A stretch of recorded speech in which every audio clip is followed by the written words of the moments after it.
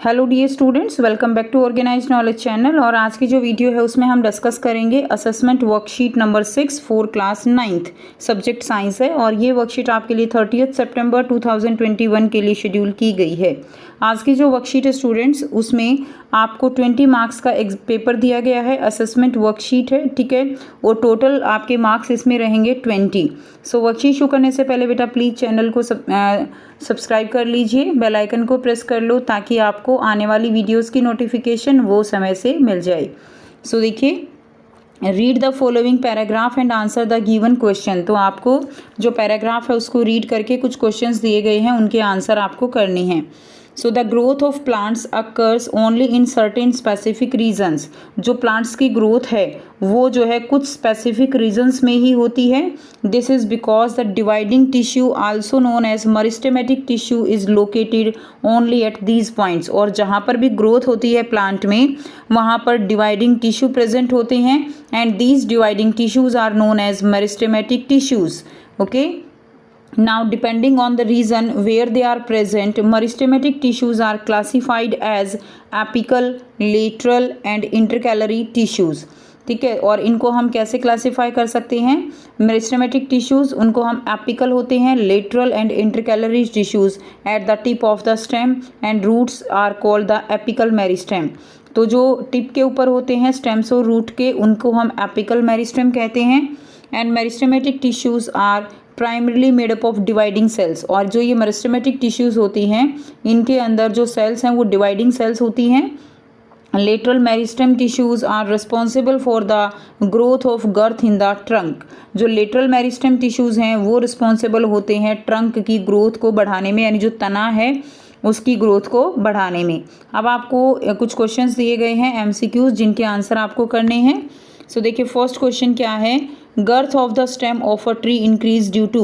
दो स्टेम जो है उस ट्री का स्टेम है, उसकी गर्थ को इंक्रीज करने के लिए कौन सा टिश्यू रिस्पॉन्सिबल है? Option A apical meristem, option B vertical, option C है intercalary meristem and option D है लेटरल मेरिस्टेम। तो सही आंसर हो जाएगा आपका लेटरल मेरिस्टेम। ठीक है, फर्स्ट का डी आंसर होगा। सेकंड देखिए, a long tree has several branches. एक लॉन्ग ट्री जो होता है उसकी बहुत सारी ब्रांचेस होती हैं। And tissue which supply water to them. कौन सा टिश्यू जो है उनको वाटर सप्लाई करता है? Option A collenchyma, option B xylem parenchyma, option C है पैरेनकाइमा एंड ऑप्शन डी है जाइलम वेसल्स। तो एग्जैक्ट आंसर रहेगा जाइलम वेसल्स, डी जो है इसका आंसर हो जाएगा। पैरेनकाइमा स्टोरेज में काम करती है, कॉलेनकाइमा इलास्टिसिटी प्रोवाइड करती है। नेक्स्ट देखिए number 3, which of the following does not have perforated walls. कौन सा जो है यहाँ पर है जिसके अंदर परफोरेटेड वॉल्स जो है वो नहीं होती हैं? ट्रैकिड्स है, companion cell, sieve tube and vessels. सही आंसर आपका ट्रैकिड्स हो जाएगा। ट्रैकिड्स में परफोरेटेड वॉल्स जो है वो नहीं होती, यानी परफोरेटेड होता है जिसके अंदर छिद्र होते हैं, तो इसमें ट्रैकिड्स में छिद्र वॉल में नहीं होते। Number 4, a sugarcane plant keep on growing in the length even after removal of its tip due to the presence of। sugarcane जो प्लांट है वो अपनी लेंथ को इंक्रीज करता है अगर उसकी टिप को जो है रिमूव भी कर दिया जाए तो क्यों? तो देखिए, टिप के ऊपर कौन से टिश्यू होते हैं? Meristematic tissue. और कौन से वाले? एपिकल। तो सही आंसर इसमें एपिकल हो जाएगा, बी जो है इसका सही आंसर हो जाएगा। ऑप्शन आपको दिए गए हैं, A cambium, B apical meristem, C lateral and D है इंटरकैलरी। ठीक है, तो उसकी लेंथ में इंक्रीज कौन करता है? एपिकल मेरिस्टेम जो है टिश्यू के कारण। नेक्स्ट करेंगे, क्वेश्चन नंबर 5 है, a person met with an accident in which 2 long bones of his hands are dislocated. एक पर्सन है, उसका एक्सीडेंट होता है और क्या होता है कि उसकी जो बोन्स है हाथों की वो डिसलोकेट हो जाती हैं। Which among the following could be the possible reason behind it. तो इसके पीछे जो है क्या रीज़न हो सकता है? तो ऑप्शन ए है टेंडन ब्रेक हो गई, ऑप्शन बी है break of skeletal muscles and option C है लिगामेंट ब्रेक हो गई एंड ऑप्शन डी है एरियोलर टिश्यू ब्रेक हो गई। तो इसका सही आंसर रहेगा सी, लिगामेंट ब्रेक हो गई। क्यों लिगामेंट जो है बच्चों? क्योंकि लिगामेंट जो है टिश्यू है जो कि बोन को बोन से कनेक्ट करता है, it's a type of connective tissue. तो सही आंसर आपका इसका सी हो जाएगा। नेक्स्ट देखिए क्वेश्चन नंबर 2 है students, how are simple tissues different from complex tissues in plants. Simple tissues वो कॉम्प्लेक्स टिश्यूज़ जो हैं प्लांट्स के उनसे कैसे डिफरेंट है। तो सिंपल टिश्यू कौन से हैं, पैरेन्काइमा, कोलेनकाइमा, स्क्लेरेन्काइमा, ये क्या हैं, these are the simple tissues in which only one type of cell is present. And complex tissue are xylem and phloem in which the more than one type of cells are present like xylem parenchyma, xylem fiber। ठीक है, तो इसका answer आप यहाँ से लिख देंगे। देखिए आंसर आप लिखेंगे that simple tissue is made up of only one type of cell, for example parenchyma, collenchyma, and complex tissue is formed of many types of cell, examples है जाइलम एंड फ्लोएम। ठीक है, तो ये जो है इसका आंसर आप लिख देंगे।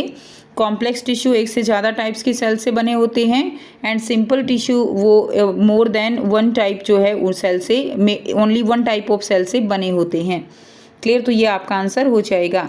नेक्स्ट देखिए स्टूडेंट्स, नेक्स्ट क्या दिया गया है, question number 3, name the living components common to both the complex permanent tissues found in plants.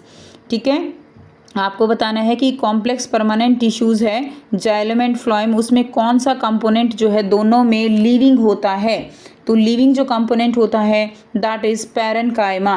Parenchyma component जो है वो दोनों में ही क्या होता है स्टूडेंट्स, दोनों में लिविंग होता है। क्लियर है। उसके बाद देखिए नेक्स्ट करेंगे। नेक्स्ट आपको दिया गया है, डायग्राम दिया गया है, name the tissues shown in the diagram. Diagram में आपको ये जो है फ्लोएम का डायग्राम दिया गया है, इसमें आपको नाम लिखने हैं। तो ये जो है क्या हो जाएगा, ये सिव प्लेट है, इसको बोलते हैं सिव ट्यूब। ये जो है बच्चों फ्लोएम पैरेन्काइमा जिसका फंक्शन स्टोरेज के लिए होता है।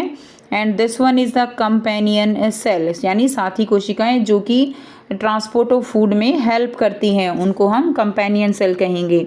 तो ये डायग्राम आपको कंप्लीट कर लेना है अपनी कॉपी में। नेक्स्ट देखिए क्वेश्चन नंबर 5 दिया गया है, draw a well labelled diagram of neuron. तो न्यूरॉन का डायग्राम बच्चों आपको ड्रॉ करना है।